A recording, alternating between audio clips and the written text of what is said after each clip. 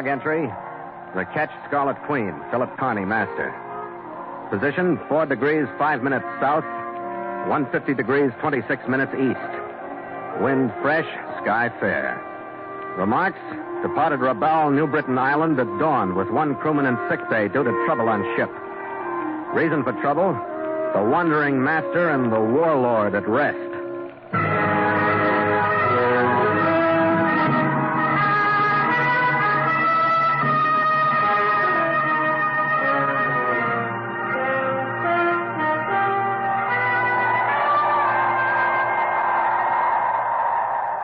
It was a burnished, hot morning when we slipped through St. George's Channel, Blanche Bay. It had been a long leg and a slow one, down into Simpson Harbor from French Indochina. But now things speeded up. In a day, we had our cargo unloaded into the China traders' warehouses, and on the next day, another cargo was swinging aboard, bound for a plantation on Hull Island in the Phoenix Group. At noon that day, Gallagher and I leaned on the rail, watching the whole town of Rabaul gather at our pier to welcome the tubby little steamer up from Canberra by way of Port Moresby. The crowd didn't mean that anyone of importance was arriving. The ship itself, a link with the outside world, was enough to bring out the natives with their green, blue, even yellow-dyed hair. The Orientals from Rabaul's Chinatown. The portly German planters. Enough even to bring Rabaul's never-small crowd of ne'er-do-wells stumbling out of the bars and into the hot sunlight. The excitement was contagious. Red and I moved forward to watch the steamer warp her rusty stern into the dock, squeezing in just off our bowsprit, shaking the Queen in her backwash, drawing the crowd to a point as her gangway went out and her passengers started to disembark. Well, that old hunk of barnacle and rust really brings out the town, don't it, Skipper? We didn't get a show like that. Yeah, but neither does the Lurleen in San Francisco. Yeah, that's right. But don't worry, Red, the Queen's prettier. Anybody can see that. Probably leave that beat-up tub in our wake, too, with it. Skipper, huh? On the gangway. Red. No, it can't be. Yeah. There's that Texan Mangan trailing along the stern. That's our sin. Yeah. All the way to Rabaul to cross courses with our sin. He turned his be-robed, jasmine-scented bulk toward us, and we got a better look at that 300-pound profile. Our sin had meant trouble in Tien Sin, trouble in Bali. I hoped he wouldn't mean trouble here. His mincing steps brought him closer. He flirted his handkerchief at us. Ahoy! The Scarlet Queen? Ahoy! Most pleasant coincidence, sir. Most pleasant indeed. I would appreciate 2 of your crewmen to help me aboard.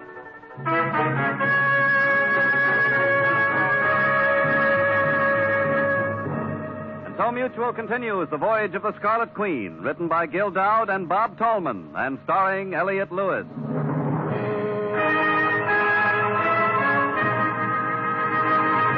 The Scarlet Queen, proudest ship to plow the seas, bound for uncharted adventure.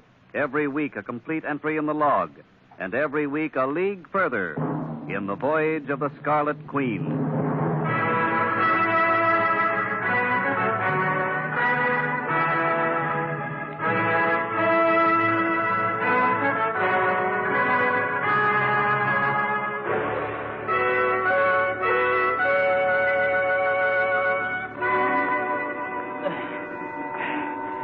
Bring me a chair, Mr. Mangan. You must see that I'm utterly exhausted squeezing under this cabin. All right, now, don't fret, Austin. I'll get you a chair. Uh-oh, this your chair's bolted down. You're going to have to walk through it. A most thoughtless arrangement. A cabin as niggard as the fortune. The babyish face glistens with perspiration. This is really quite The scent of jasmine filled the cabin. The handkerchief waved. The beady eyes snapped out from the folds of flesh. His bulk finally settled into a chair.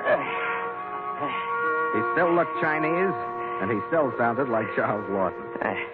Now, gentlemen, I must say I am greatly pleased at the twist of fate that has once more brought us together. Yeah, I've seen it. I said, in fact, to Mr. Mangan as we rounded Vulcan Island, there is a familiar craft. Did I not, Mr. Mangan? Oh, you sure did. He spotted you right now.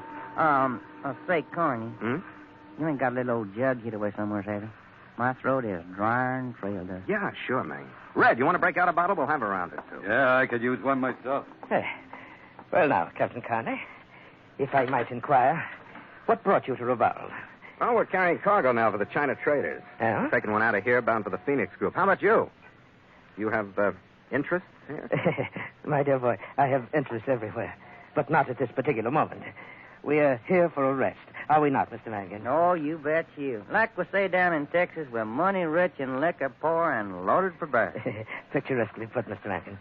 As a matter of fact, sir, Mr. Mangan and I were seated in Singapore, faced with the tedium of here transaction, there transaction, everywhere transaction. We decided to get away from it all. And I remembered I had a small interest in the splendid hotel in Rabaul. And, dear me, here we are. Are we not, Mr. Mangan? Yeah, just Johnny on the spot. Here's the proof. Thanks, Red. Oh, thank you, Redhead. Hey. Well, here, gentlemen, till the fate has seen us to our juxtaposition. Good bottle, Red. Now, I must insist that you join us in an hour at the hotel. It's on Casuarina Avenue, right at the corner of Chinatown. Yeah? You know, the last 2 times we were mixed up with you, Stinky, we had something you wanted. Now, just a minute, Captain. I ain't going to stand here straddle-legged and let you talk that way about old friends. Thank you, Mr. Mangan. Captain Carney, I had thought that our association deserved better than this. You will admit that we've always parted friends. Yeah. Well, all right, Arsen. We'll see you at the hotel in an hour. Ah, splendid, sir, splendid. We shall have a merry time. Oh,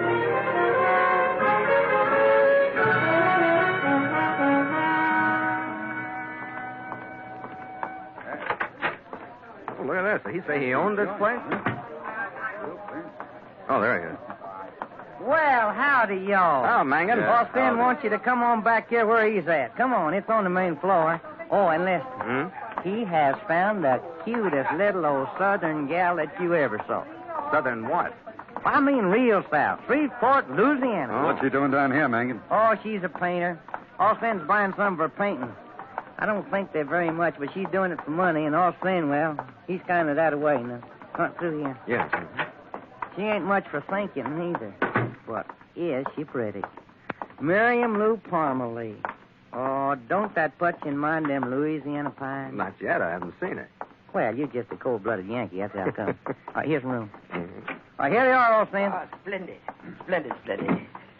You find me surrounded by pleasant things, gentlemen. So I see. How do you do it, Arsene? Indeed, at times I ask myself.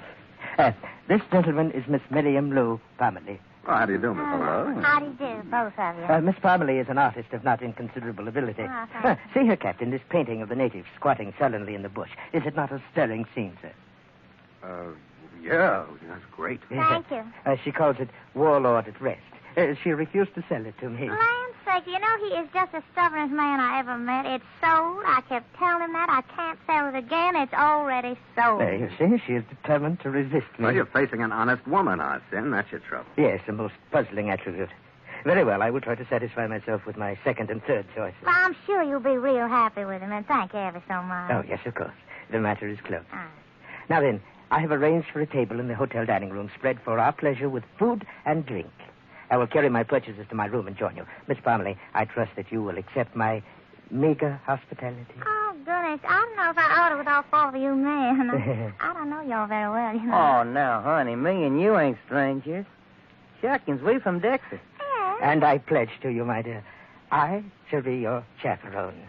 Oh, well, all right. Now, go along now, all of you. I will join you presently.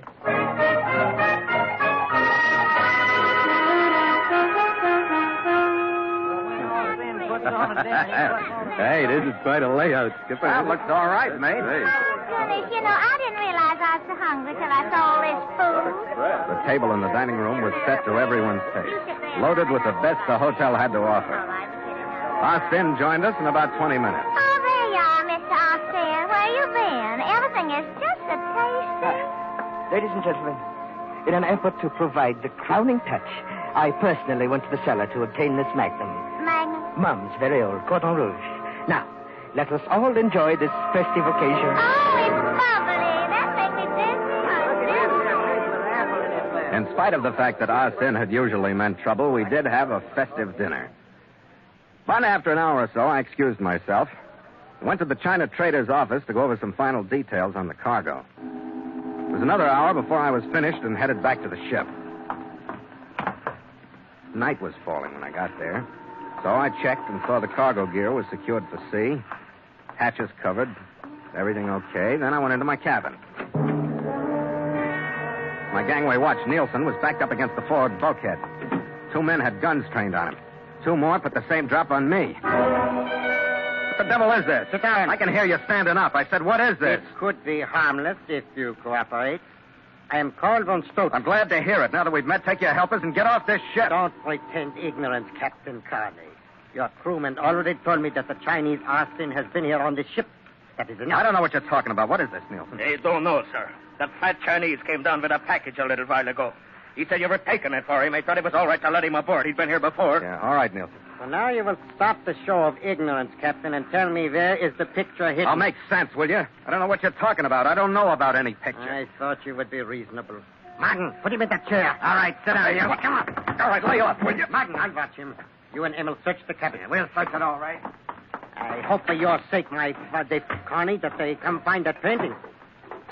I don't care how far you came looking for it. You're talking to the wrong guy. If we got here a day later, you would be gone. Then you would be the right guy. That Austin is a blundering Well, fool. go take it up with him, then. Look here, Herr Von Stotten. The painting. It was under the mattress on the bunk. Why, that dirty... Good. Let me see. The Warlord at rest. It is the one. Good. Now we have met success. Martin, the crewman, drive on follow. He won't follow. Hey, stay away from that man. Sit down. Look, I'm telling you don't knock my crewman around. Martin, Here. Hold him, Emil. I'll put him down.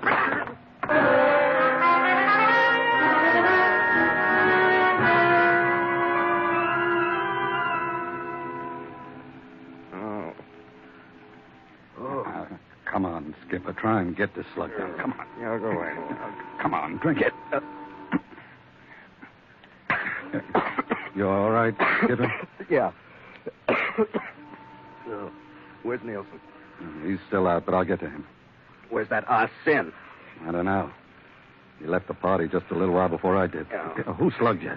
Guy with the name of Von Stoppen. Give me a hand, Red. I want to get up. Yeah. Who's behind it? Sin? I guess so. What did they do with that bulkhead? That crummy Warlord painting he was drooling over, he must have swiped it from the dame's room. Then he planted it here in the cabin, and Von Stoppen showed up with 3 gunmen looking for it. What? That stale picture, that mess? What are they, weak in the head? It's not worth $5, much less this, is it? I don't know, but I'm just about ready to go back to that hotel and find out. Which room is Sin's, do you know? Yeah, it's 21, right at the top of the stairs. All right. You stay here, will you, Red? Pull Nielsen out of it and see that he stays in the sack for the rest of the night. Okay. I'm going to see what I can do to pay Stinky for this knot behind my ear.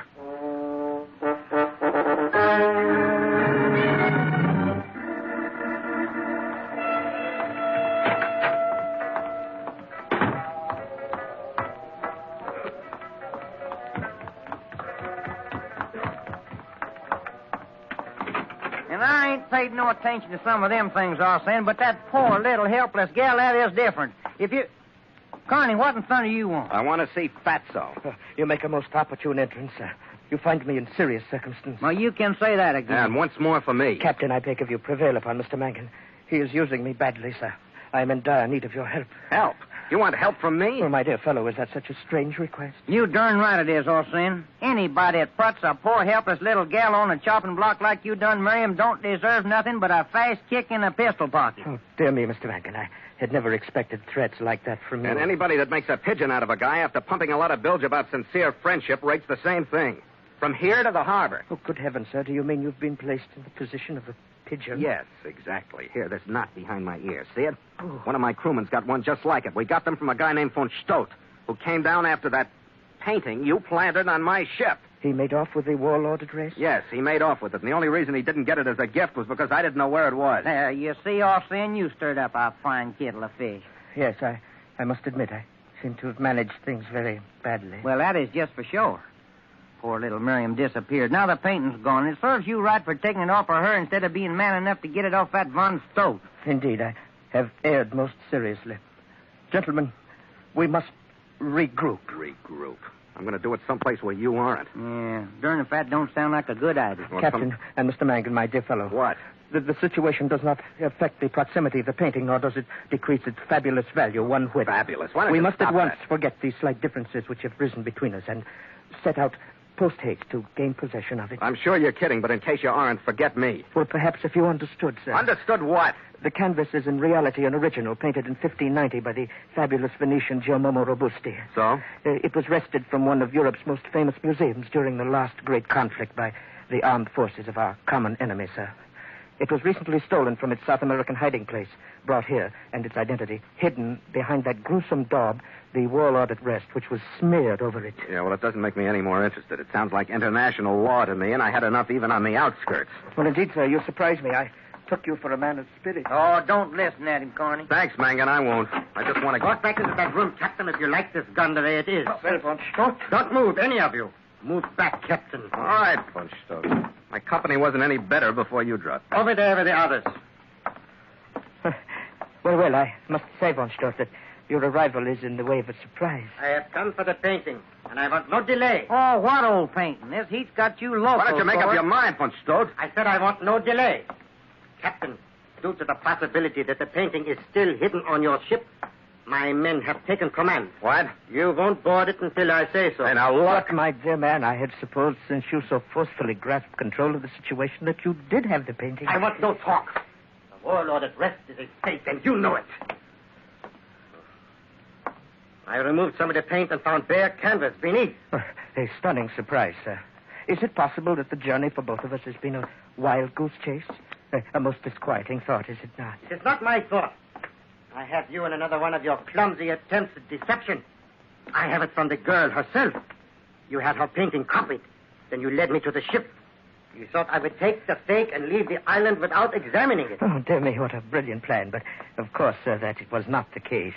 The girl lies. She would not lie with the methods I used to get the truth from her. What Not happened the for methods me? Take it easy, I Mangan. use. Watch me, Corny. We're going to take that polecat. You there. What was that? What did you say? I was just telling my partner Don't here. move or I shoot. I was just saying what I got a right to say about any yellowhound dog that manhandles a woman. Never mind the talk. My papa would turn over in his grave if he thought any son of his didn't speak his piece there. I thought it was Texas temper and a soft spot in his heart for the Southern belle. Until he moved in front of me. Then, when Von Stopp ordered him to a halt, he stepped back toward me Till his heels almost touched my toes. He stood with his hands on his hips as he talked. Then I saw why. He inched the back of his coat up with his fingers till I could see the pearl handle of the frontier model coat he wore in his hip pocket. What did you do to that little old I took it gal out. from Louisiana? Slipped it behind me, Well, you just do something to her, you dead. and when Mangan stopped talking, I moved up and started in so he could get the coat out of my hands.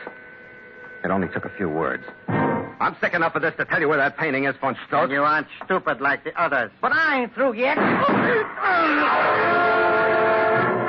Von Stopp's right shoulder jerked, then his left. Mangan had put both arms out of operation in the space of time between two heartbeats. Von Stopp staggered back, hit the wall, and slid down into a sitting position. Splendid, Mr. Mankin. And you, Captain, a thrilling moment, sir. I'm glad we're entertaining you. Well, don't you go thinking I done this to help you get that blasted painting off in, because I didn't do it for that reason. He's got that poor little gal hid out, and I aim to find her. First, I got to squeeze where she's at out of this polecat before he passes out. All right, there, Monster. All right, there. You coming right on in this other room with me, and you're going to tell me where you got that little gal hid at, and right now. Captain, with the admission that I've been a dismal failure, I ask one more thing. Now what? I beg of you, go with Mr. Mangan. Save him from himself. Realize that suddenly, sir, he has become a blindly infatuated fool. The barbs of Cupid, sir, that treacherous little imp, have bitten deep. You will go, sir. Yeah, I'll go. For one good reason. I'm going to need Mangan to help me clear my ship of Von Stopp's gunmen.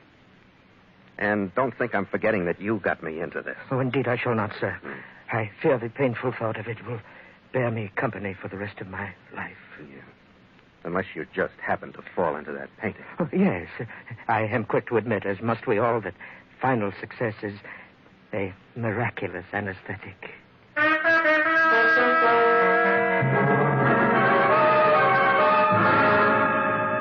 Mangan and I left Von Stopp trussed up in our sin suite and went to find Miriam Lou Parmalee.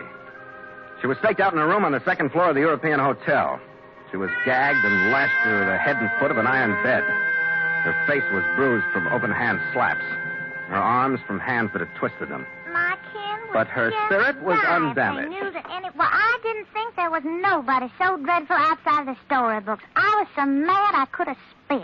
I think I did. Well, everything is all right now, honey. Sure it is, Miriam Lou. Just calm down. Well, and if I'd it'll- had an inkling, just It'll- one little inkling of the kind of men that I was going to meet out here, I'd never have come. I tell you that I never would have come. Sure They you- lied to me, every last one of them. Well, whoa now, Sugar. You're too pretty to go throwing a tizzy like that. How was I going to know? A girl would just be silly not to come out here to paint with all the expenses paid just to do a tiny bit of cheating like they wanted. Yes. But if I'd have known about those men, I wouldn't have come. No, I swear I wouldn't have come. Why, he hit me. He hit me and he slapped my face and he twisted my arm until I was just so mad. I was so mad I couldn't tell him what he wanted to know. Well, don't you fret no more now, I will Sugar. so. Miriam Lou. I will so. I'm just seething inside. Miriam Lou, I am. I'm just... what did you do to make them so mad? Why, nothing. Was Why, it- not one single thing.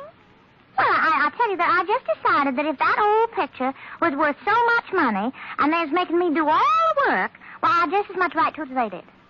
I did. So I just packed it up. I just packed it up and I sent it on home to Shreveport. What's the matter? Why, nothing, honey. Not a solitary thing is the matter. Well, after what I've been through, now don't you think I deserve it? Why, absolutely, Miriam Lou. You know, you keep looking at me so funny, Mr. Lane. Oh, that's just my heart looking at you, baby. You got me looping, don't it? You're so pretty. Oh, now, Mr. Lane, should I? He's joshing with me, isn't he? Why, Miriam, you've read enough storybooks to know a slave when you see one, haven't you? He's a slave? No. Sure. Well, now, you're the kind of a lady that brings honor and glory to the South, honey. Thank you. From sheer natural beauty and nothing else. You know, you could just lead me around with those pretty words like that, Mr. Mangan. I just know you could. Well, I'm going to start in right now. Mangan. Oh, yeah. I got a little job to do with the captain first. Yes, thank you. I'm going to take you to your hotel, and you stay in your room till I come back. And then we're going to talk this thing over. Oh, but I've told you everything honest, crossed my heart and set me to spin, and I've told you every little thing. There's nothing more to say. Well, don't you fret none about that. We'll find something. I'm darn sure of that.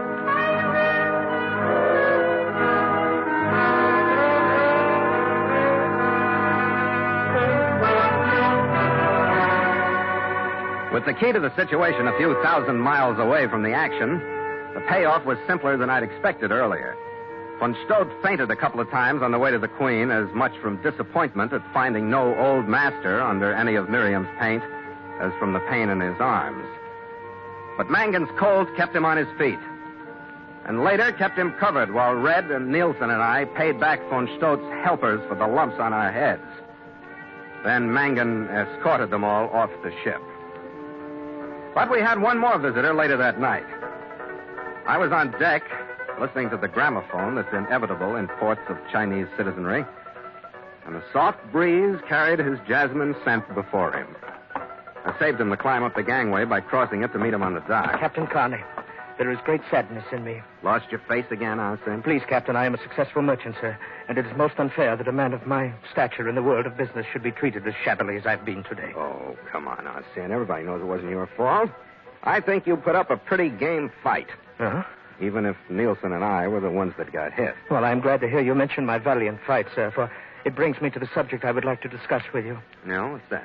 Well, the fact is, sir, that my valiant battle, my never-ending effort to succeed is, at this moment, the one bright spot in my life. Oh. I am determined, therefore, to keep it alive. Captain, I would pay you handsomely for passage to Shreveport, Louisiana, so that I might continue my attempts to gain possession of that fabulous painting, sir, and thereby regain my face and reputation. Can't be done, Arsene. You refuse me, sir? You withdraw the hand that could help me? Yeah, I have to. Shreveport isn't a seaport. Very well, then. Since both you and the misnamed city are so uncooperative, sir, I shall endeavor to find other means of conveyance. But mark my words, Captain. I am at this moment en route to Shreveport. Good evening, sir.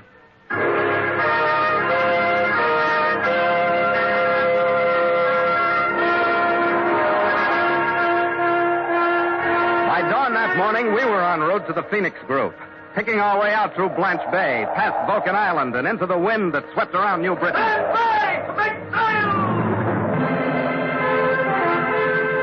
The crewmen jumped to their stations, flexing fingers still stiff from sleep, throwing glances back at the island looming on our stern.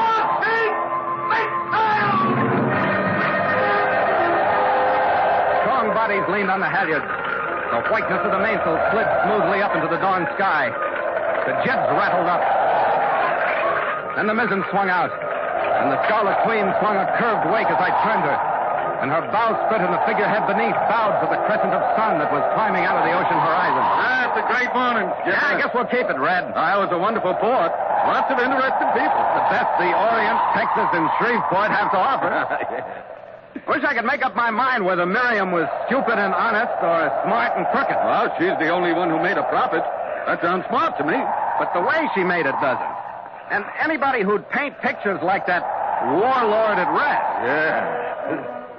What a pain. Yeah, Mangan can have it. Huh? I'll settle for ours. I'm kind of stuck on it myself. Here, Skipper. To the Queen. To the Scarlet Queen.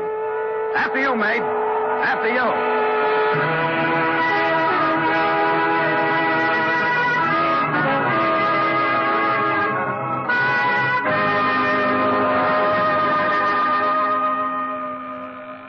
Log entry. The Ketch Scarlet Queen. 5:30 p.m. Wind, fresh to moderate. Sky overcast. Sea cresting with high cross swell. Mainsail and mizzen reefed. Ship secure for night. Signed, Philip Carney, Master.